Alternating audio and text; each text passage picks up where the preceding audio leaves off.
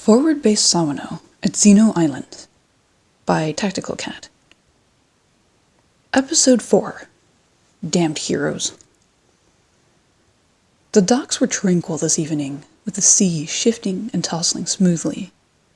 It was pleasantly empty at dinner time between shifts.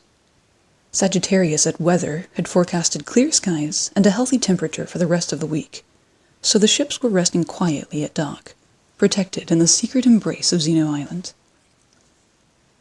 "You don't think it's the noble?" Thulner asked Yuki, betraying some incredulity as he slipped beneath the barricade tape that had been stretched around the Sawano. "I have reservations," admitted Yuki, halfway up a ladder suspended from the edge of her carrier's deck. "There's no evidence to suspect her, but it surprised me that even now doesn't know who she is. She may not be the one responsible for the ship damage, but there's no way to deny that someone like that isn't suspicious." As she clambered onto the deck, Thulner reached a hand up and pulled himself above the edge with minimal effort. The height difference between the two was almost a foot, and that's 0.3048 meter for you non-Imperials. "Thought about asking Captain Kin to investigate?" Thulner inquired. "His intel division could figure it out in a day." She only squinted her eyes in response and continued along the edge of the deck, heading toward the bridge tower halfway down.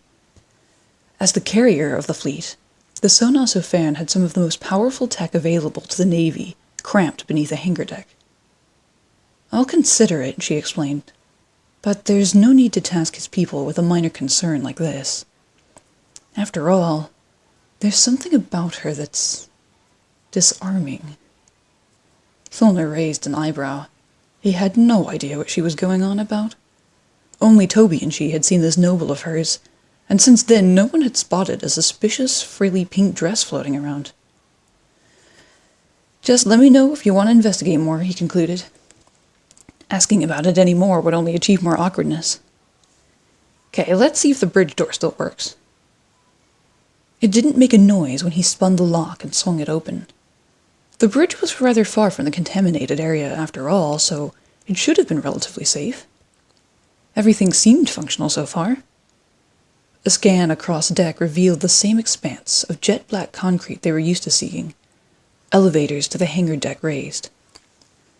Besides the massive hull breach in the jet engine wear, the Sawano had fared impressively well for having sailed right out of a hellfire zone. They entered into the bridge complex. "Alright, I'm going to check out the engine room," he declared. "Down this way, right?" He pointed down a flight of steps to the left. Yuki nodded and produced a fancy card key fob from a pocket. "You'll want this," she threw it to him. "There's a night shift scheduled at the moment, so you may run into a maintenance crew down there." He sent back a wide, friendly grin. "Sounds fun." He headed down. The engine room was below the waterline, 5 decks down. It was a bit of a walk, since the elevators were currently out of commission for safety. On the other hand, the bridge was a few flights in the opposite direction. So, up a staircase and across a few halls later, Yuki reached an inconspicuous line of doorways. The air was a little stuffy without the sea breeze circulating. Dust particles played about in the evening light. On the right was the ovular bulkhead door, open 10 inches above deck while the ship was in port. This was the armored bridge entrance. Directly to its left was her sea cabin. Fond memories of being woken at demonic hours flooded her hippocampus. Any jaunt out at sea was sure to be interesting in this ship. Memories aside, the cabin was exactly as she had left it. Button shirt hanging up on the shelf in the back, open book on the small desk, bed half-made, feather pens sticking elegantly out of inkwells, and a clear wug lamp enjoying his plurals. She grabbed the shirt and draped it over the back of the chair to access the shelf doors. With a slow arc, she lifted a black metal rod and drew it down before her eyes. A clear, crystalline blade pieced together in geometric sequences. There was a smirk on her face as she held it with both hands. Crystallized was a well-known blade on the front. It had gotten her through many hopeless scrapes in the past. She collapsed it attached it to her belt, gathered up the various manuals and knickknacks that were important enough to secure, and headed out. She lifted her neck precariously. Someone had managed to lock his arm around her, with a knife in hand resting threateningly at her carotid artery. He's right-handed, she thought, analyzing the situation. Left is his weak side. Based on the pressure of his elbow around her neck, he couldn't have been much taller than she was. Glancing furtively at his knife hand, she slid her right arm up in front of her where he wouldn't see it. "Congratulations," she offered sarcastically. "What do you want?" Finally, she caught the sound of his breathing. It was effortful, a little panicked. They must not have expected company at this time. "Guys!" he yelled from the doorway. "We have a situation here!" Psst. Both of them turned their heads towards the bridge. Goo was leaking from the ceiling, spewing noxious fumes as it ate through the deck. "Do you have the info or not?" yelled the man with the knife. "Come on, we gotta get out of here!" Oh, it was you, Yuki realized. There was something oddly humorous about the situation. They had waltzed right into a setup, just after the briefing had determined that Sawano Base had a rat around. Kshh!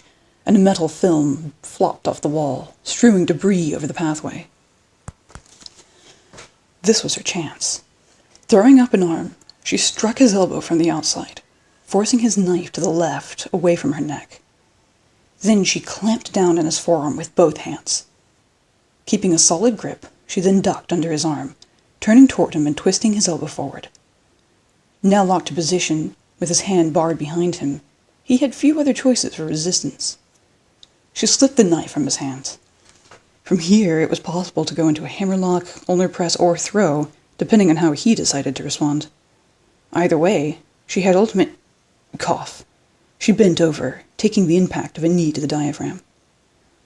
With considerable difficulty, she drew in a few breaths, and then shoved his arm far up his back. Then she used the knife to slit open his hood. As it fell to the side, her eyes widened. "Seaman Doe?" she exclaimed. "Seriously? Just how long have they been infiltrating this place?" "No," he scorned, brown red eyes flashing out in ire. "It was me, Dio." What sort of covert operator would just yell out his name like that? And what was with all this flamboyance? Everything he had said so far had ended in an exclamation point. "All right, then," she continued. "What's your aim here? What are you trying—" A scathing pain ripped into her shoulder blade. "We got it!" called a voice from the hall behind them, uncomfortably close. The accomplices on the bridge must have finished. Zzz. A sizable drop of glue plinked ignorantly down onto the deck. A laser exploded right in front of her face. She staggered back, relinquishing control of Dio. With barely the time to unsheath Crystallize and turn around, a sword stroke bore down over her head. She blocked it, both hands against the flat of the blade. The weight was immense. The pressure. Her arms were going to break. Brute force was pointless here. No amount of strength training could have given her a reasonable advantage in this situation. Another acidic green glob fell just in front of the doorway, barring the sea cabin from the hall. By now, the goo had eaten a considerable serving of the area, and the fumes were beginning to make her nauseous. The air ventilation had been disabled during the maintenance, so there was no airflow. The hallway had begun to spin. The brain fog was strong. Pushing desperately back against the blade above, she could feel her strength shrinking, lungs burning in the acid air. Another laser shot zipped by, boring a hole through the offhang of her belt where the sheath attached. Following an expansive intake of air, she thrust forward against the sword edge with the last of her strength. A kick to the chest sent Dio stumbling backwards. In a final bitter effort, he thrust his sword, hoping to strike something, anything, and there was brief resistance at his sword tip. Next thing he knew, his cloak was being eaten by green-edged holes, and he was standing just beneath a conglomerate of more acid goo. And then the deck beneath him gave way. He would no longer be a problem. Not a breath dared pass as Yuki lifted her head to look down the hall. Nothing. It seemed safe to release... Zap! A high-energy light zoomed toward her. She watched it nearing but had no time to react. This was a matter of taking the hit and minimizing the Fulner! She exclaimed. There was an exit wound through his back, and it wasn't small. You... And then a translucent purple shield expanded just in front of them, Fulner standing strong at its core. Yuki-san, cried Fulner. Ain't safe here, gotta go back the other way. There was a gunshot, and another gunshot, but they bounded off. The corridor had been completely barricaded by his shield. Bullets scattered about the floor, crumpling pathetically at his feet. Fulner-san, she commented, betraying some excitement to see him. There happens to be an impassable gap in... The edges of his shield shrank inward, and its purple barrier crystallized over the gap in the floor. She smirked. Let's go. Gravity wall won't hold up against their lasers. She made a good point. As impressively durable as was the crystalline construction of their weapons, it couldn't hold up against lasers that were precise enough to shear away the bonds making up the lattices. This was especially true of Gravity Wall, since its constituents were ionically bonded, meaning the lasers only had to strip away one electron. In other words, one shot would be sufficient to weaken it, and the other shot would penetrate. He drew the shield back slowly, but the lasers continued. One bored through on the right, shattering a crack into the crystal, and eating off the tip crystallized in the process. Something seems oddly unfair about this situation, she bantered sarcastically. Fulner was risking a lot of damage at this rate. There would be no glory left over for her if he did all the heroics. As they inched backwards, the field of lasers kept on. The air was even warming. There were a little too many excited electrons about for her taste. You got all the glory last time, he said with a warm smile. Now it's my turn. Damned heroics, she concluded.